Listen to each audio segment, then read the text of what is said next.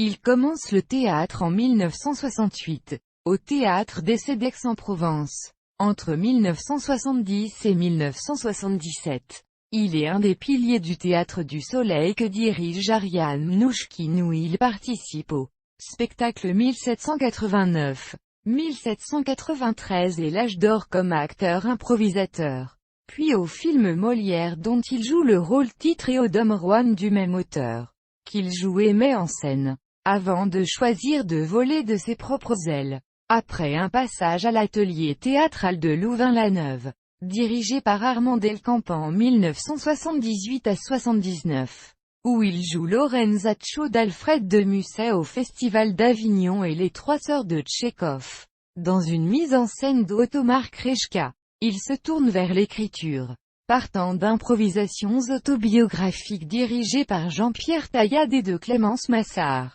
Il crée en juillet 1981 au Festival d'Avignon La Danse du Diable, une pièce comique et fantastique, sur sa mère et son enfance marseillaise, le roman d'un acteur, auquel il consacrera les 10 années suivantes, est une œuvre autobiographique monumentale, qu'il écrit, met en scène et joue avec la collaboration de Clémence Massard, Véronique Coquet, avec laquelle il fonde en 1985 la société de production La Comédie Nouvelle, et Pascal Caubert, son frère, composé de 11 spectacles de 3 heures chacun. Elle raconte la vie du jeune Ferdinand fort alter ego de Caubert depuis son arrivée au Théâtre du Soleil jusqu'à sa décision d'écrire et de produire lui-même ses spectacles.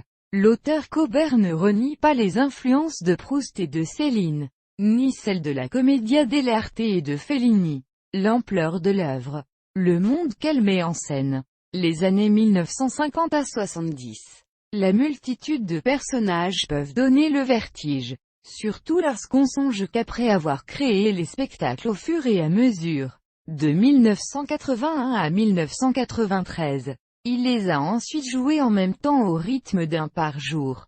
Cela suppose de posséder, outre les déplacements, les effets de mise en scène et les voix et attitudes de tous les personnages, près de 36 heures de texte en mémoire. Mais le roman d'un acteur est plus qu'un simple marathon théâtral. Le ton de ces spectacles oscille, dit-il, entre Tintin et la recherche du temps perdu, et passe du comique burlesque au pathétique.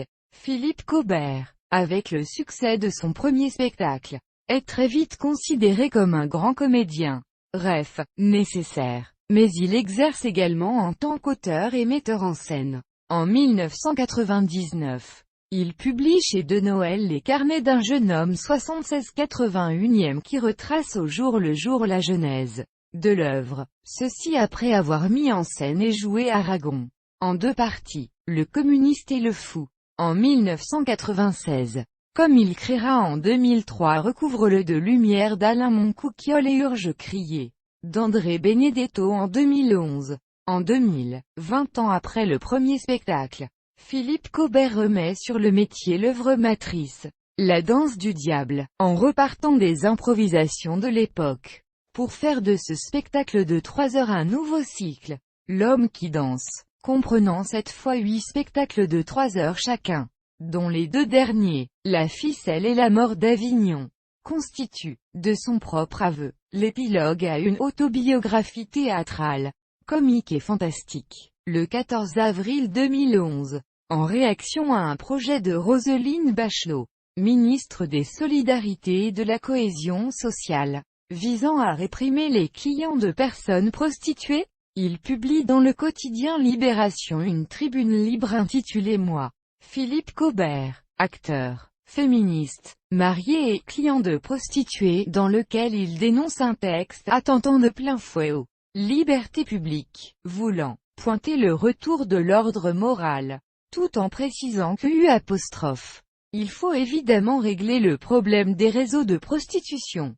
Il est alors invité sur différents plateaux de télévision pour exposer son point de vue. En 2012, il crée Marcio d'André Suarez, deuxième spectacle du Sud, après Urge crier. En juillet 2013, il condamne, dans le quotidien Libération, la politique menée par la ministre de la Culture et de la Communication, Aurélie Philippe Pétain, notamment le limogeage de différents directeurs d'institutions culturelles. En octobre 2013, il fait partie des 19 signataires de « Touche pas à ma pute », le manifeste des 343 « salauds », pour protester contre les sanctions qui pourraient toucher les clients des prostituées.